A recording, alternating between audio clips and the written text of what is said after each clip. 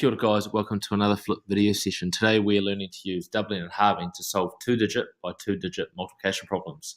Let's get into it.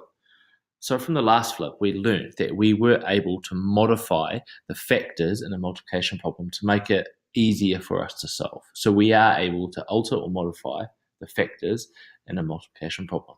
Let's get into it. So what is doubling and halving? Doubling and halving is when you double one factor and half another factor in a multiplication problem. So let's check out an example.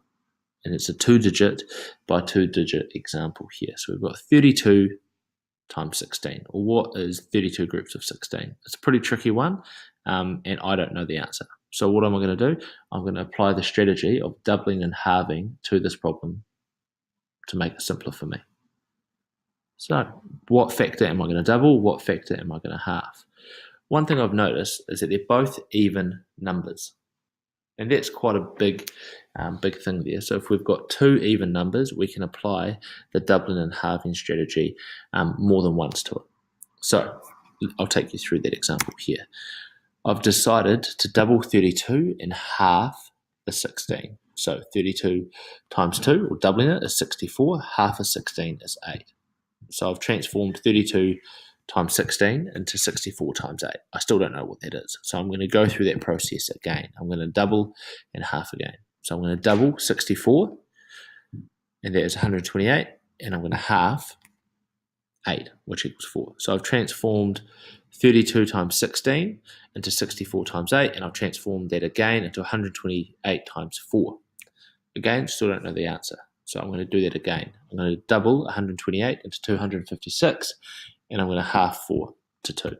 So I've transformed the problem into 128 times 4 into 256 times 2.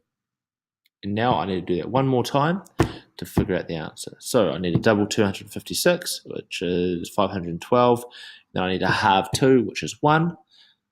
And it's left me with a really simple multiplication problem, which is 512 times 1 would be 512.